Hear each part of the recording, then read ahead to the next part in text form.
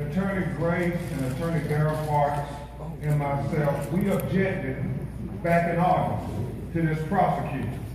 We even wrote a letter to Governor J. Nixon requesting a special prosecutor to be appointed. We objected when he informed us the process that he was going to use that was different than anything else, different than any normal grand jury that you would have presented.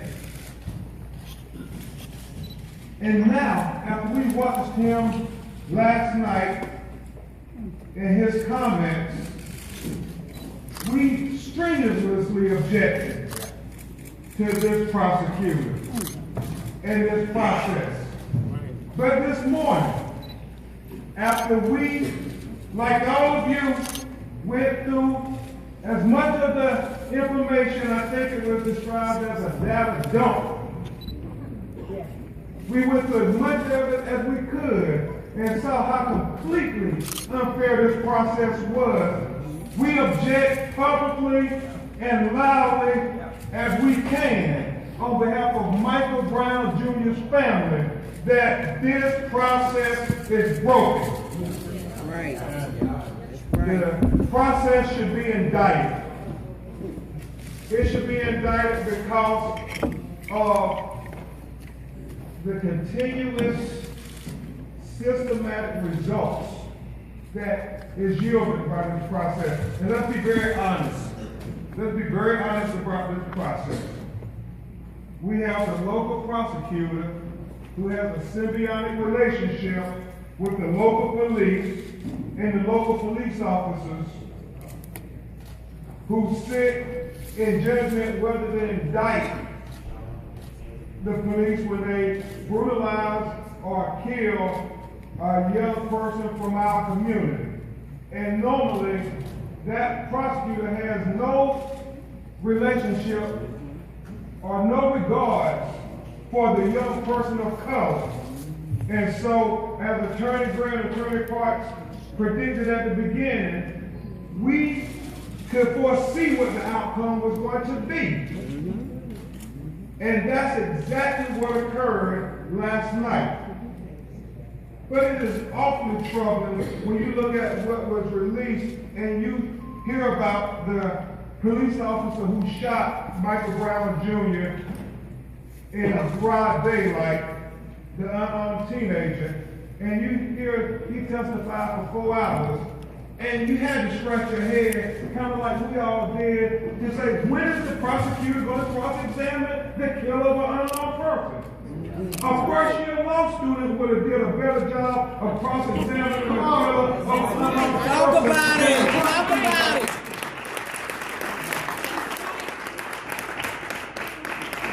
I mean, where was it vetted? Where was his veracity ever challenged?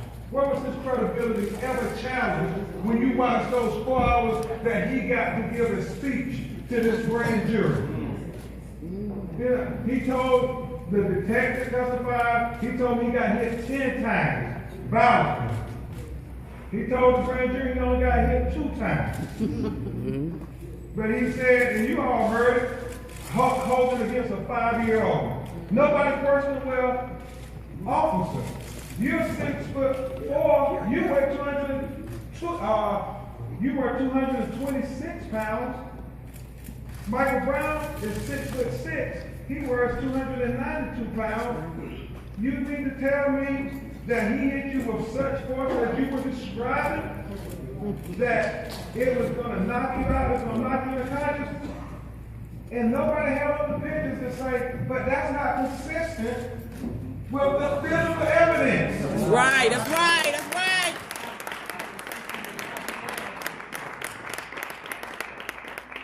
Reverend, we object to this process because all across America, President Hayes, whether it's in New York, Los Angeles, California, Cleveland, That's right.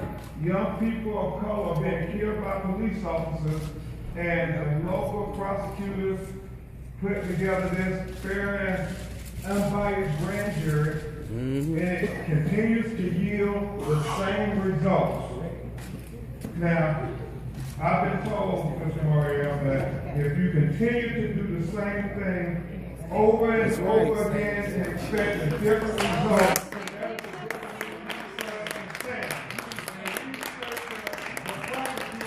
we are not the same. We know that our children deserve equal justice. That's right, that's just right. as any American.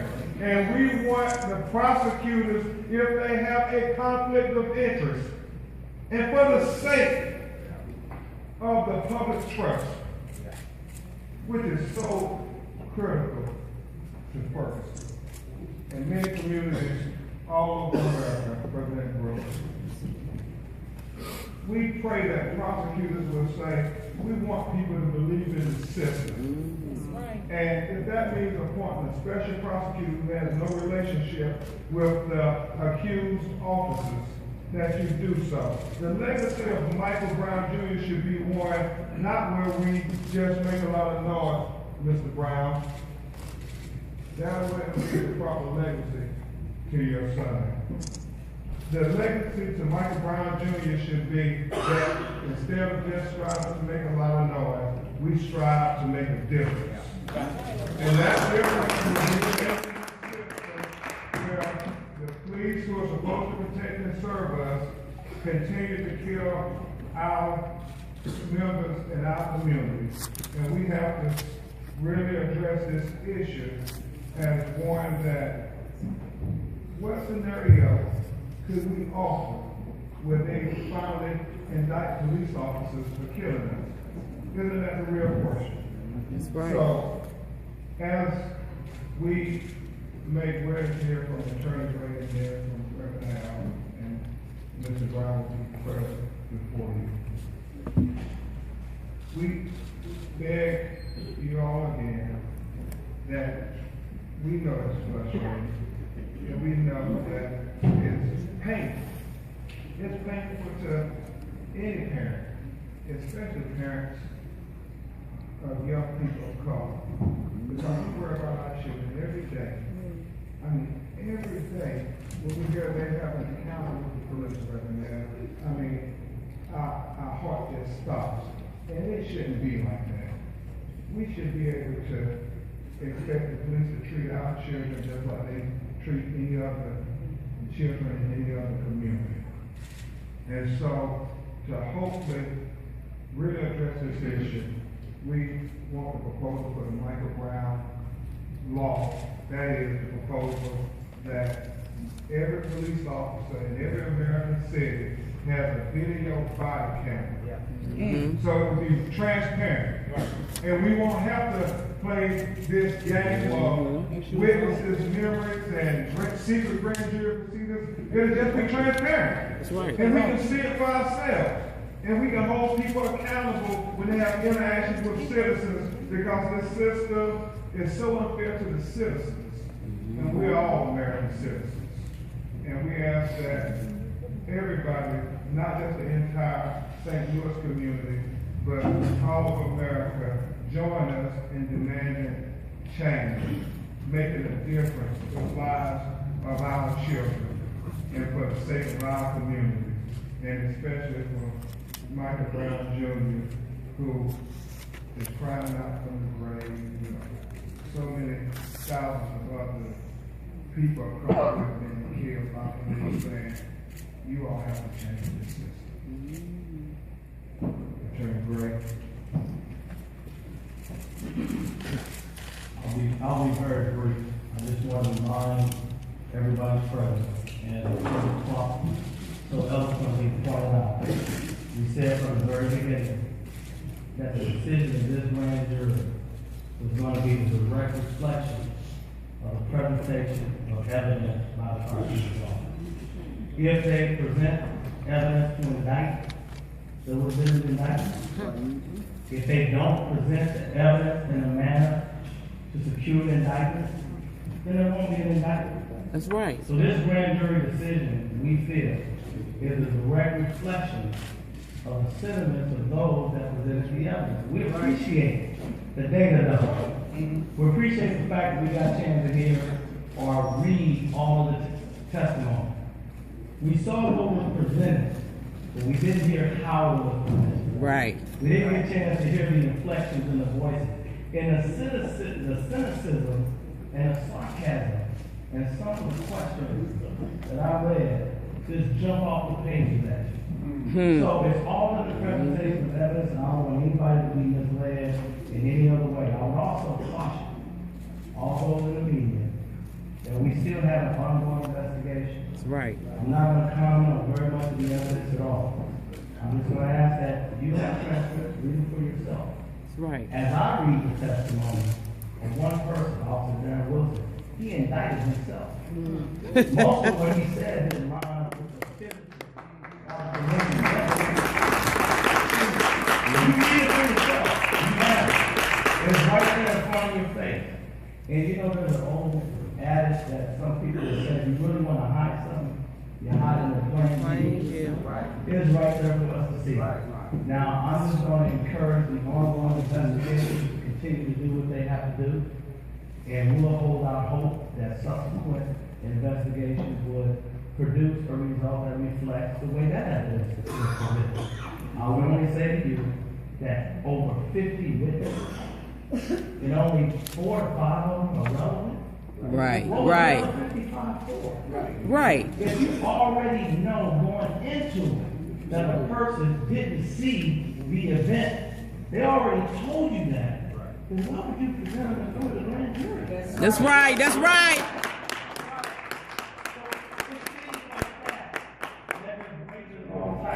All kinds of red flags for us in this process.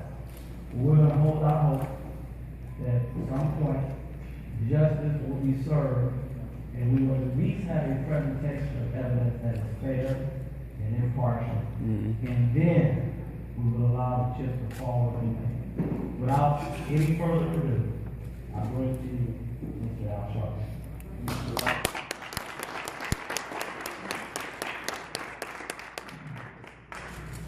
3 days after Michael Brown Jr. was killed, we had a major rally in this very church.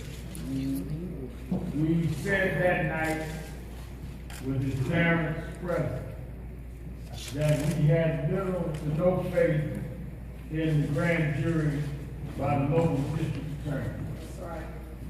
We said that night that we wanted the federal government to come in. That Sunday we had a unity rally where thousands came and joined. We repeated it, and all the way through the funeral where we used that. Last night, the appearance by the district attorney made it clear to everyone why we had little faith in the state prosecution. I've been out involved in civil rights all my life. We have seen cases go ways that we felt were right and ways that we felt were wrong. I've never seen a prosecutor hold a press conference to discredit the victim. Amen.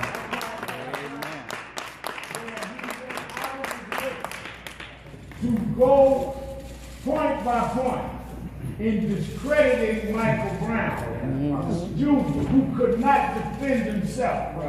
How do you, in explaining why you are not indicting a man that killed, try and convict a young man for shoplifting that can't explain it to you? Try to convict him for interfering in the police car when you don't hear his side of the story. Right. Have you ever heard a prosecutor go in a press conference to explain to the press why the one that did the killing is not going to trial, but the victim is guilty of several things?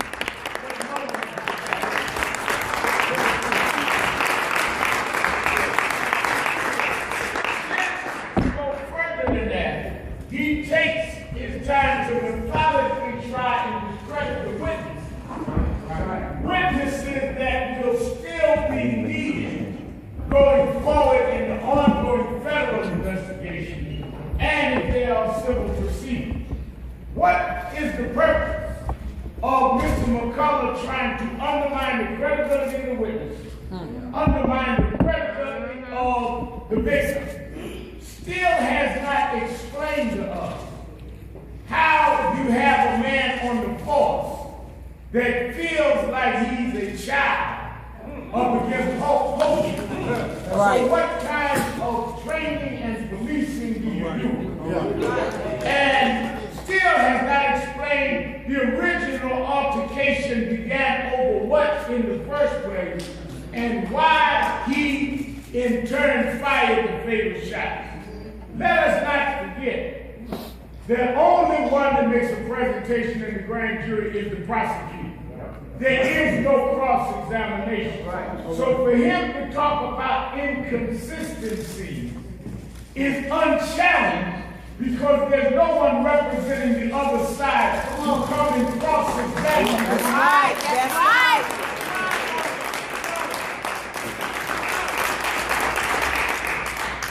What may sound inconsistent is only responding to what facts. If there was two sides, then maybe some of the gaps would have been filled. But when you have the attitude of a prosecutor that feels it is his duty to go out of his way to try and discredit a young teenager that can't speak for himself, then America saw why we said from day one the federal government needs to step in to protect the rights of Michael Brown Jr. and to protect the rights of the citizens. It also was very strange to us that he lectured the media. A media that he and others had no problem when you leaked the videotape of Michael Brown a media that you had no problem leaking all kind of favorable stuff for the prosecution. A media you had no problem leaking things for the officers. So it seems to me that he has had the use of the media, then has a strange decision in a town that has been tense, in a town that has been forecast to have all kinds of problems. His solution is, let's announce it at night after dark. Let's make sure that all the kids are home, that all of the students are back for Thanksgiving break, and it's dark outside. And we will announce it, then we'll get up in the dark and castigate the character of Michael Brown Jr. I think that it was irresponsible. I think that it was unnecessarily provocative. But I think it only cleared why many of us said, let's go to the federal government from the first place. He implied last night that the federal government and the state investigation ran hand in hand and ended last night. That is not the case. The Attorney General had released a statement saying the federal government investigation continues in the killing and in the review. And Mr. McCullough's statements last night led others to believe differently. Let me be very clear that we were not surprised at what the outcome was. That's right. Certainly it is painful for the mother and father. Certainly there'll be emotional reaction. I've never seen a case where there wasn't. You deal with their flesh and blood. But let the record be clear. You have broken our hearts. But you have not broken our backs.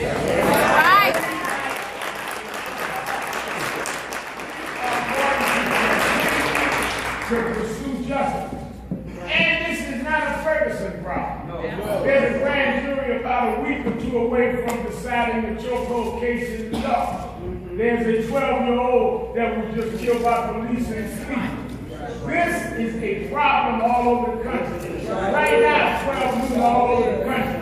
People are marching and gathering in front of federal courthouse.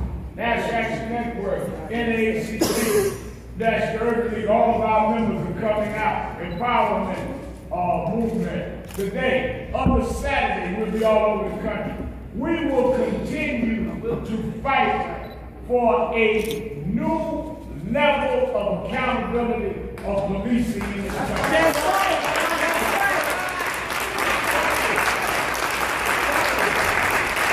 Michael Brown will not be remembered for the ashes from buildings burned in Ferguson. He will be remembered for new legislation and the upholding of the law.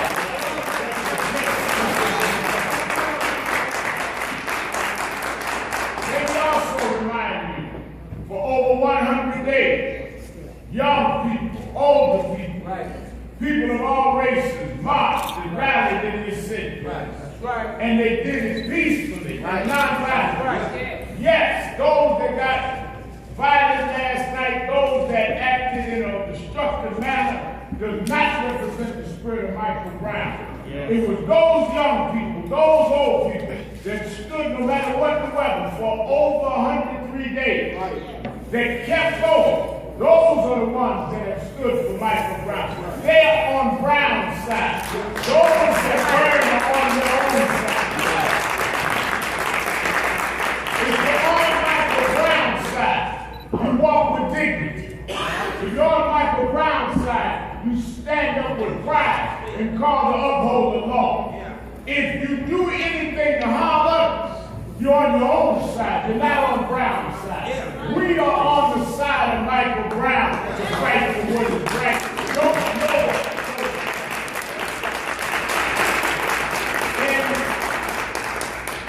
In that night, we also question how you have grand juries now that are trial juries.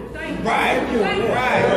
Yes. The use of a grand jury is to find out if there is probable cause to go to trial. You do not have a grand jury to decide on the guilt or innocence of the accused.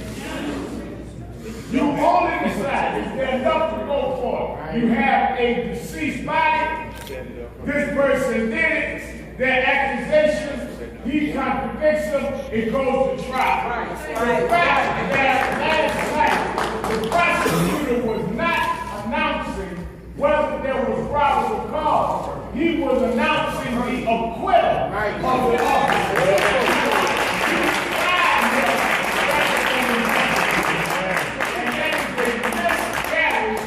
And a misuse of the grand jury system. That's what we saw. We also, in that night, Martin L'Oreal, National Relief, was present. Cornell Brooks, Dr. Brooks, president of the ACP, Melanie Campbell of Black Leadership Roundtable, women and panel members of the National Bar Association, and I called an emergency civil rights leadership meeting in Washington, D.C. next week. In that meeting, Reverend Jamal Bryant, in that meeting, we would determine an ongoing strategy that would include mass and regular marches, legislation, and economic boycott. We will not turn around. We want you to know that we will have the leading activists, civil rights activists, including some of our young groups that want room on the platform, that have shown the ability to mobilize. This is not about all of us liking each other. This is about all of us being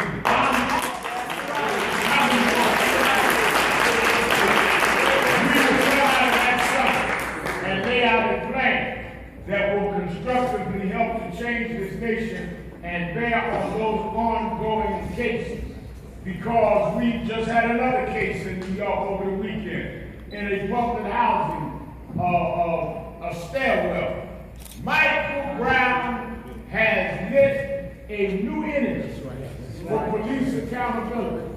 I remember when Rodney King happened, our hearts were broken when we went to send it back and watched a trial jury acquit those police. There was violence after that, but we kept on going, and the federal government came in and those policemen were convicted. So before you think this is over,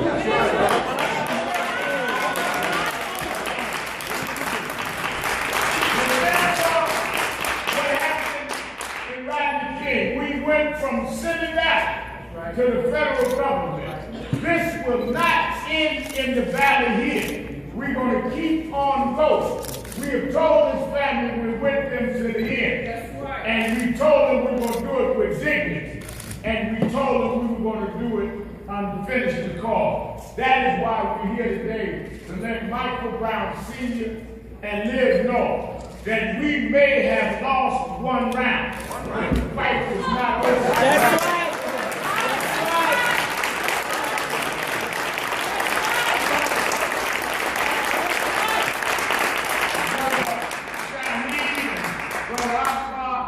right. You watch a fight. Sometimes you can even get knocked down in the round. But I've seen champions get up off the mat and still win the fight. We took a blow last night, but that's all right. That's all right. We've gone to the corner and cleared our heads. That's right.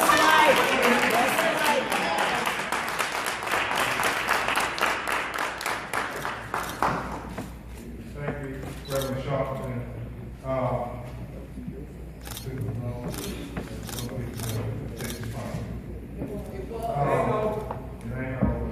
And I am reminded again of co-counsel attorney means prosecutor is supposed to prosecute. Yes. Not a defense attorney, but the person that is so that's trouble. We got to deal with these real issues because this process was supposed to give clarity when they released this data dump. Well, did it create more questions than anything? So with that, we will try to address some of your questions.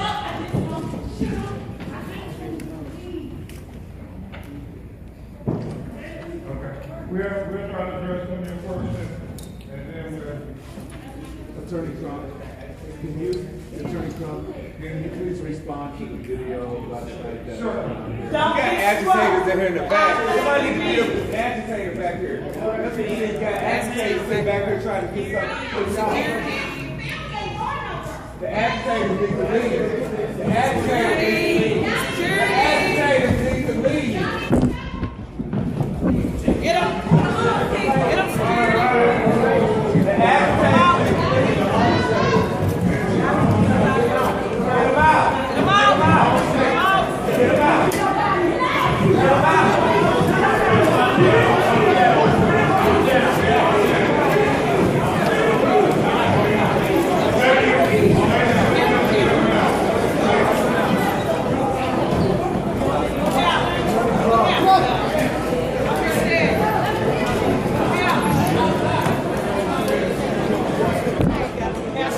It's over. Who was the man? I don't know. They just say he's agitated. Did they say to me the press conference? Did he say something? I guess so. I mean, it looks to me like it's over. Yeah, I'm not. Did he say anything or what? Very good question. Yeah. This was caught on video following the grand jury announcement was born out of desperation and frustration after watching the decision that the killer of her unarmed child would not be brought to justice.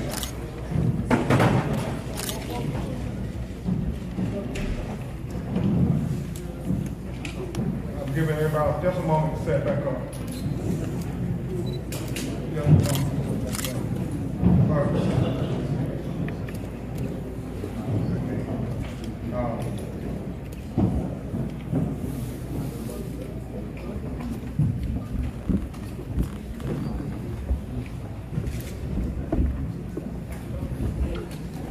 Let me say this before y'all get started.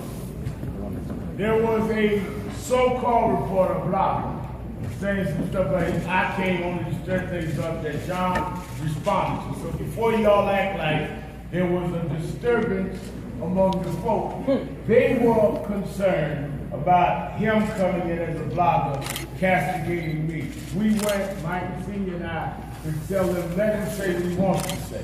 So I just want y'all, when y'all run the pictures, disruption at the conference. It was one of y'all bloggers. Amen.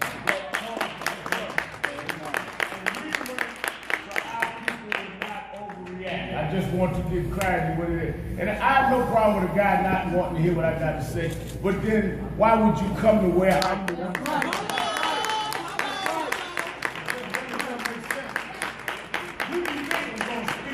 At my press conference. That's just like all the folks that like me on Facebook to cuss me out. That really don't make a lot of sense. Right. Thank you, Will.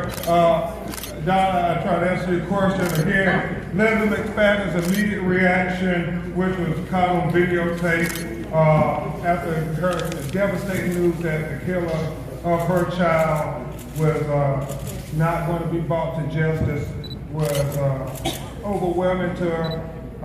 She, as a Ferguson community, understands that we all have a responsibility to protect the community. Michael Brown Sr. is here speaking on behalf of his family, and you all saw his PSA where he continued to ask for calm. And that's one of the reasons why he is not speaking today. You don't want to be able to use the raw emotion of a family that has been devastated once by seeing their child dead on the ground, and then getting the devastating news of a prosecutor who was supposed to go and represent people like Michael Brown, but accused Michael Brown. So that's the raw emotion of it, and we try to move on, focused on the cause of saying nobody is going to condone violence, and we're going to reject it. And as Reverend Al said, people who do that stuff, it's not appropriate. That's right. Michael said it so eloquently, asking for peace and calm. That's right. So we'll move on. Attorney Trump, I don't think anyone is questioning My the. first question is, did you ever get a sense from the prosecutors of what the votes were? That's number one. And number two, what do you say to the prosecutors saying that, we've opened all this evidence up, we've given everyone a chance to take a look, we've been transparent. They've actually made an effort to be above and beyond in transparency. Two quick things on that. As Attorney Means just reminded me, prosecutors, when you come to put on your case, you don't put on your worst case, you put on your best case.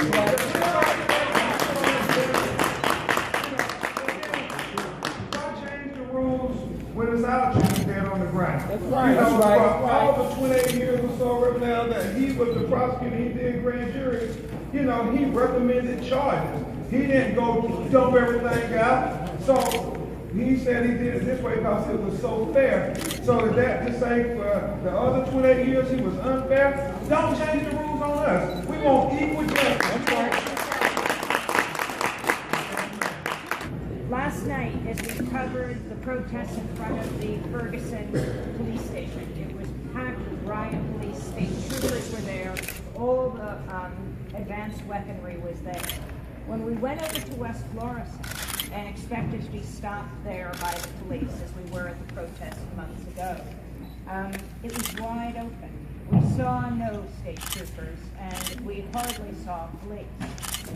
Do you think the authorities let Ferguson burn? Yep. Yes.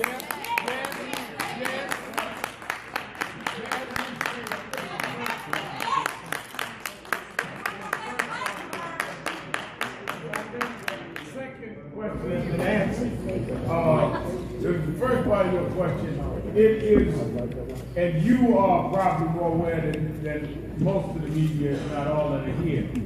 It has been the legacy of his civil rights movement that you always had to go to the federal government and could not depend on the states, whether it was Goodman, Cheney, or Swerner, whether it was Michael Brown Jr. So we are not in a strange place. We had hoped we'd be in a different place, but it's not strange.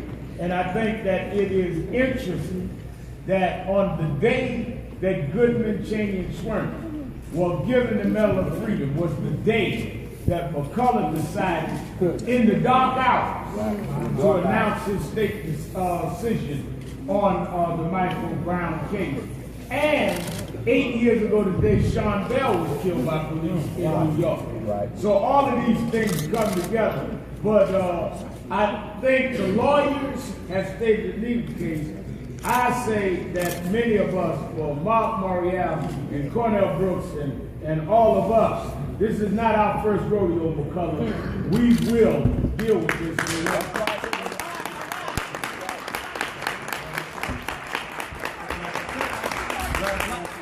Last last night, I don't think anyone questions Mr. Fadden's response, but her husband said, let's burn this. It's rolling motion, not appropriate at all, completely inappropriate. And, you know, God forbid your child was killed the way they killed, and then they get that just devastating announcement in the manner it was announced, and somebody put a camera on your face.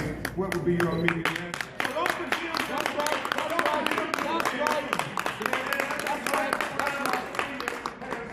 very clearly for Michael Brown Jr.'s family that they want people to behave in a responsible, peaceful manner. Right. And we're not going to keep dwelling on this because we're trying to focus on the issue of getting this system corrected so we don't have people feeling so frustrated that they got to go march throughout the night for simple justice.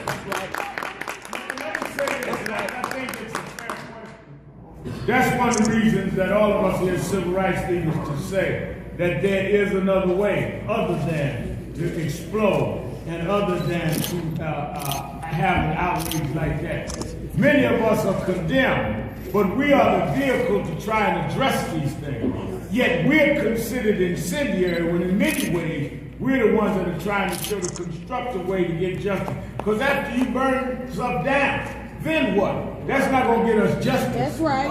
And if you burn down buildings, you achieve what? A fight. But you don't get justice for Michael Brown. That's why we're here this morning, to show a better way. We just need the system to meet us halfway and do what you said.